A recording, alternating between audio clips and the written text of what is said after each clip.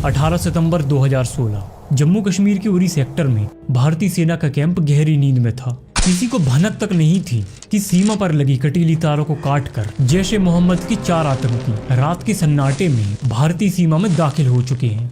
धोखा देने के मकसद से इन आतंकियों ने भारतीय सेना की ही कॉम्बैट वर्दी पहन रखी थी और अपने चेहरे एकदम क्लीन शेव रखे थे। इनके कंधों पर टंगे olive green bags, AK-47 rifles, गोलियों की मैगजीन और खतरनाक ग्रेनेड से भरे हुए थे। इन आतंकियों ने अपने हमले के लिए एकदम सटीक समय चुना था। उरी कैंप में उस वक्त बटालियन बदलने की प्रक्रिया चल रही थी। डोगरा रेजिमेंट अपनी ड्यूटी पूरी कर चुकी थी और उसका चार्ज लेने के लिए बिहार रेजिमेंट नई वहां पहुंची थी। इसी वजह से उस रात बेस पर आम दिनों के मुकाबले लगभग दुगने जवान मौजूद थे, जिसमें से कई कैंप में लगे टेंट्स के अंदर गहरी नींद में सो रहे थे। हमले के ठीक पहले उन्होंने अपने हथियारों की अंतिम जांच की, जेब से मुट्ठी भर बादाम निकाले, अंधेरे में तेजी से चबाए और निकल गए। यही वो आखिरी खुराक थी जो अगले 8 घंटों के इस खौफनाक मंजर में उन्हें जिंदा रखने वाली थी। और फिर घड़ी में सुबह के 5:30 हुए। कैंप में घुसते ही आतंकी सीधा उन्हीं टेंट्स की तरफ बढ़े। उन्होंने एक के बाद एक 17 ग्रेनेड डाली, जिससे टेंट में भयानक आग लग गई। आग इतनी तेजी से फैली कि कई जवानों को टेंट से बाहर निकलने का मौका ही नहीं मिला और इसी आग में झुलसकर हमारे 13 जवान वहीं शहीद हो गए। जो जवान किसी तरह जान बचाकर भागे, उन पर आतंकियों ने अपनी AK-47 से अंधाधुंध फायरिंग शुरू कर दी। आतंकी यही नहीं रुके, टेंट के ठीक पास एक फ्यूल स्टोरेज एरिया था जहां 200 लीटर के सैकड़ों ऑयल बैरल्स रखे हुए थे। आतंकियों ने वहां भी एक ग्रेनेड फेंका। एक जोरदार धमाका हुआ। इसी अफरा तफरी के बीच डोगरा रेजिमेंट के एक 19 साल की जवान की नजर इन्हीं आतंकियों पर पड़ी।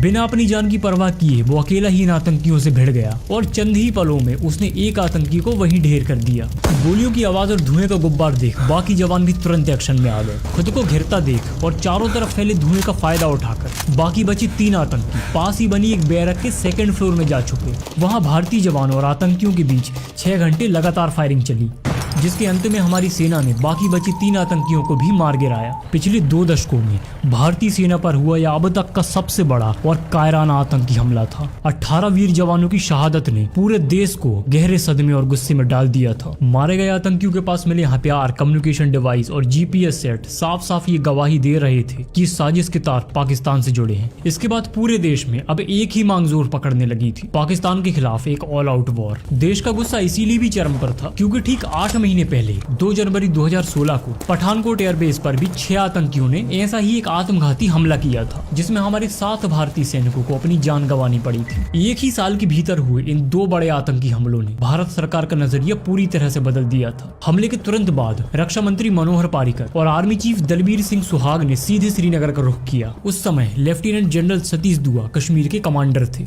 इस खौफनाक हमले की पूरी ब्रीफिंग उन्होंने ही रक्षा मंत्री को दी थी। ब्रीफिंग के दौरान जनरल दुआ ने रक्षा मंत्री की तरफ देखते हुए एक बहुत बड़ी बात कही, सर अगर आप हाँ कह दें तो भारतीय फौज LOC के पार जाकर आतंकी और उनके ठिकानों का वो हाल करेगी जो उन्होंने सपने में भी नहीं सोचा होगा। लेकिन रक्षा मंत्री ने सेना के सामने एक बेहद सख्त शर्त रखी, सीमा पार इस कार्यवाही में वहां के किसी भी आम नागरिक की जान नहीं जानी चाहिए और हमारे एक भी सैनिक को खरोच तक नहीं आनी चाहिए। जनरल दुआ का जवाब एक सच्चे फौजी वाला था, सर आम नागरिकों की सुरक्षा की गारंटी तो हम दे सकते हैं, लेकिन जंग में किसी सिपाही की जान की कोई गारंटी नहीं होती। उरी में अपने जवानों की दर्दनाक शहादत से मनोहर पारिकर भी अंदर तक खिले हुए थे। वो भी आतंकियों का जड़ से खात्मा चाहते थे। कुछ ही पलों की खामोशी के बाद उन्होंने मराठी में सिर्फ एक शब्द कहा, बरोबर।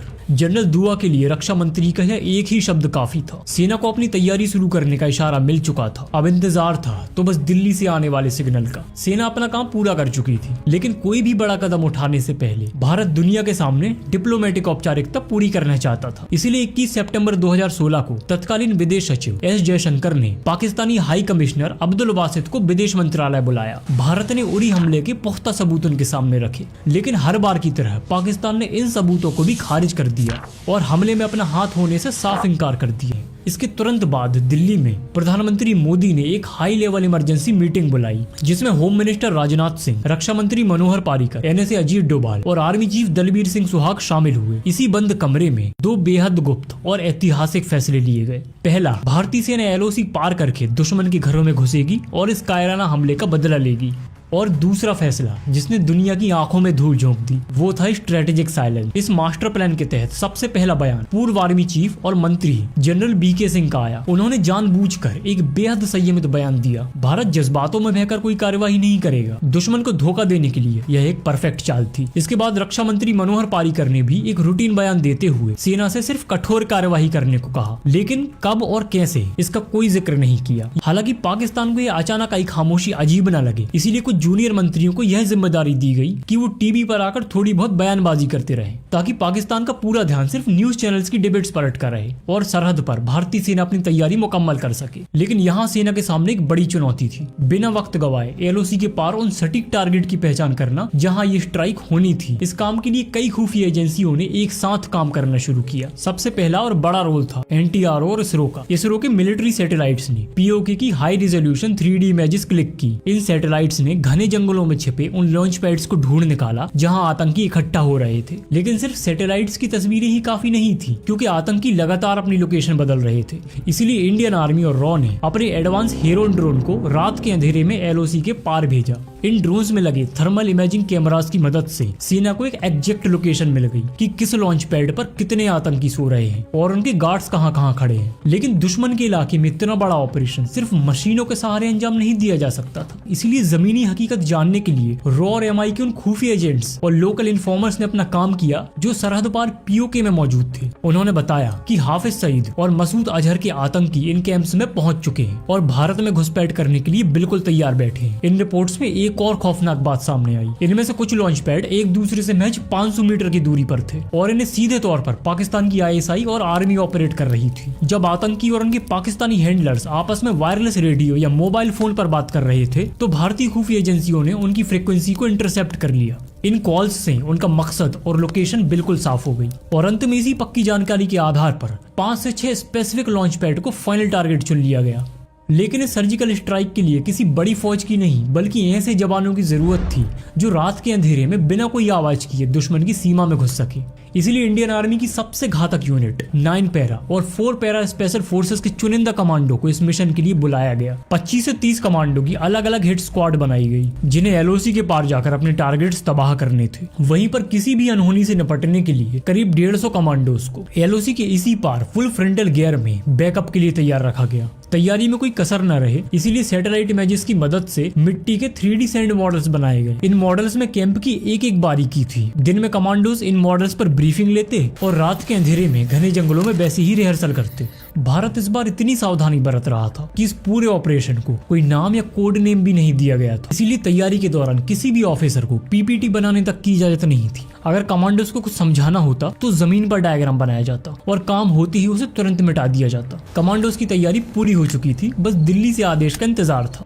उस वक्त अमेरिका में यूएस जनरल असेंबली का सेशन चल रहा था और 25 सितंबर को विदेश मंत्री सुषमा स्वराज वहां अपनी अहम स्पीच देने वाली थी। अंतर्राष्ट्रीय मंच पर भारत का पलड़ा भारी रहे इसलिए सेना ने ऑपरेशन को 3 दिन और होल्ड करने का फैसला किया और फिर आखिरकार वो रात आ गई 28 सितंबर 2016। इसकी जानकारी सेना और सरकार के केवल कुछ गिने चुने लोगों को ही थी। प्लान के मुताबिक भारत की 2 अलग अलग यूनिट्स पीओके के अंदर एक दूसरे से करीब 250 किलोमीटर की दूरी पर एक साथ इस सर्जिकल स्ट्राइक को अंजाम देने वाली थी। लेकिन सबसे पहली चुनौती थी एलओसी तक पहुंचना। पहाड़ों में रात के समय शांति इतनी होती थी कि अगर कमांडोज को हेलीकॉप्टर से भेजा जाता तो दुश्मन की फॉरवर्ड पोस्ट पर बैठे गार्ड उसकी आवाज मीलों दूर से ही पकड़ लेते। इसीलिए यह तय हुआ कि इस सफर को हमारे कमांडोज पैदल ही तय करेंगे।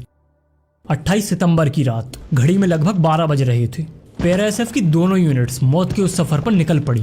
4 पैरा एसएफ के कमांडोज ने कुपवाड़ा सेक्टर से सीमा पार की तो वहीं 9 पैरा एसएफ के जवानों ने पुंछ सेक्टर से पीओके में कदम रखा। एलओसी पार करते ही प्लान के मुताबिक ये दोनों यूनिट्स छोटी छोटी हिट स्क्वाड्स में बट गईं। हर एक स्क्वाड को अपना अलग टारगेट तबाह करने की जिम्मेदारी दी गई ताकि सभी 5 से 7 लॉन्च पैड पर एक ही समय पर एक साथ वार किया जा सके। सभी जवान Tavor assault rifle, M4 carbine, under barrel grenade launcher, Galil sniper और थर्मोबैरिक रॉकेट से लैस थे। साथ ही उनके पास नाइट विजन गॉगल्स और हेलमेट माउंटेड कैमरास लगे थे जो इस मिशन की लाइव मॉनिटरिंग कर रहे थे। इसके अलावा एक ड्रोन भी कमांडोज के साथ साथ चल रहा था जो इस पूरे ऑपरेशन की डायरेक्ट फीड कमांड सेंटर तक पहुंचा रहा था। लेकिन जैसे ही 4 पैरा की यूनिट ने एलओसी पार की उनके सामने एक बहुत बड़ी दुविधा आ गई। टारगेट तक जाने के 2 रास्ते थे। पहला रास्ता छोटा था लेकिन वो एक पाकिस्तानी गाँव के बिल्कुल बगल से गुजरता था। दूसरा रास्ता बहुत लंबा, पथरीला और खतरनाक था। कमांडिंग ऑफिसर वहीं रुक गए। अगर वो छोटे रास्ते से जाते और गांव का एक कुत्ता भी भौंक देता तो पास की पाकिस्तानी पोस्ट अलर्ट हो जाती और सरप्राइज वहीं खत्म हो जाता।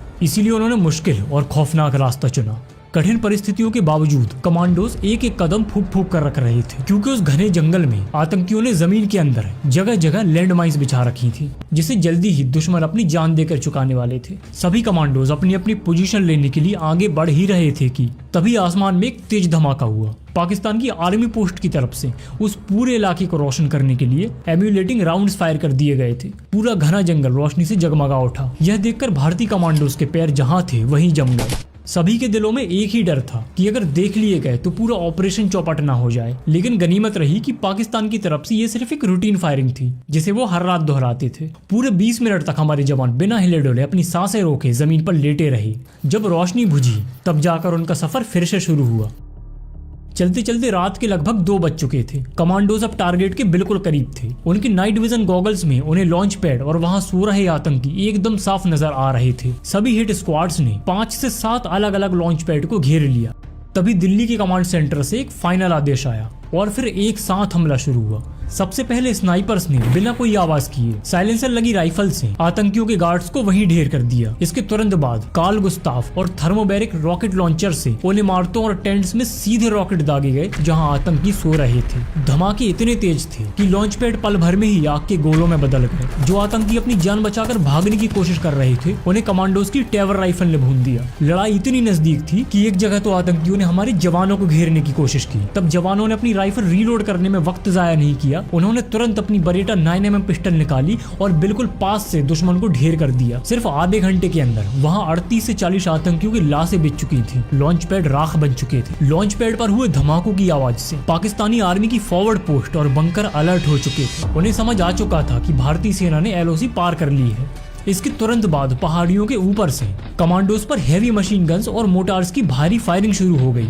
लेकिन कमांडोज अपनी रफ्तार नहीं बढ़ा सकते थे, क्योंकि उनके पैरों के नीचे वही लैंडमाइंस बिछी हुई थी जिन्हें वो आते वक्त पार कर चुके थे। लेकिन इस गोलीबारी के बीच कमांडोज ने पैनिक नहीं किया और उसी पुराने रास्ते से वापसी शुरू की। इसी दौरान एक कमांडो का पैर लैंडमाइन के किनारे पड़ गया और ब्लास्ट के चलते वो घायल हो गया। लेकिन उसके साथियों ने उसे रुकने नहीं दिया और उसे अपने साथ लेकर आगे बढ़ती रही। अब उनके सामने सबसे बड़ी चुनौती वक्त की थी। अगर सूरज निकल आता तो दिन की रोशनी में पाकिस्तानी स्नाइपर्स और आर्टिलरीज के लिए कमांडोज एक इजी टारगेट होते। उन्हें हर हाल में सुबह होने से पहले LOC पार करके भारतीय सीमा में दाखिल होना था।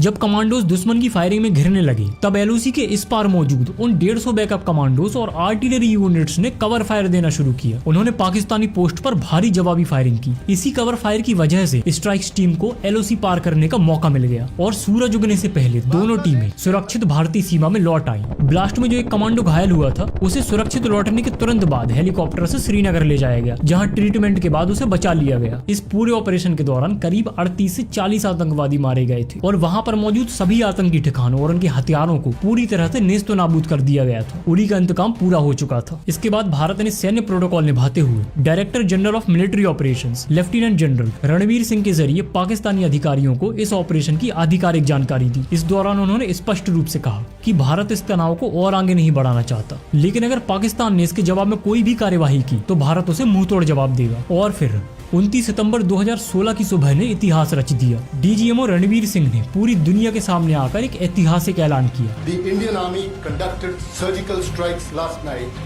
at these launch pads.